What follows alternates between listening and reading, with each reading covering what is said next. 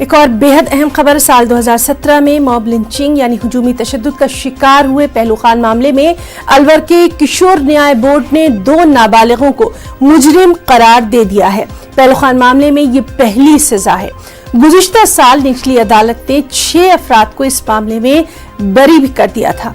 ख्याल रहा है कि पहलू खान समेत कई अफराद जयपुर से कुछ गायों को ला रहे थे, तब रास्ते में गौ रक्षा के नाम पर कुछ शरपसंदों ने उन्हें रोका और उनकी जबरदस्त पिटाई की। इसके नतीजे में पहलू खान की मौत भी वाक़ हो गई थी।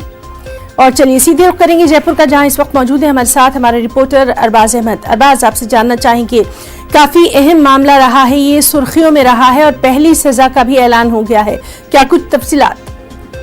देखिए, ये पूरा मामला जिस तरह से सामने आया था जब पहलू खान के साथ में लिंचिंग हुई थी 1 अप्रैल 2017 को, तब से लगातार इस पूरे मामले में जो है कई नई सुर्खियां सामने आई हैं। पिछले साल जब 6 जो इसमें आरोपी थे उन्हें बरी कर दिया गया था, उसके बाद में गहलोत सरकार के ऊपर कई सवालात खड़े किए गए थे, केस को रीओपन भी किया गया था। उसमें जो 2 नाबालिग थे उन्हें यहाँ पर जुवेनाइल जो जस्टिस बोर्ड है वहाँ पर भेजा गया था, जिसमें जो सरिता धाकड़ हैं जो प्रिंसिपल मजिस्ट्रेट हैं, उन्होंने जो जुमेरात को उन दोनों नाबालिग आरोपियों को इसमें कसूरवार माना है और आज इस मामले में सजा सुनाई जानी है। ये एक बड़ा इंसाफ है अगर देखा जाए तो। लेकिन जो 6 लोग जिनके खिलाफ पूरा मामला था उन्हें बरी कर दिया गया था। मामले में जब इतना बवाल मचा तो केस को रीओपन भी किया गया था। ऐसे में जब आज उन्हें क्या सजा सुनाई जाती है, दोनों जो जुवेनाइल बताए गए थे, जो नाबालिग बताए गए थे, उन्हें जो बोर्ड ने है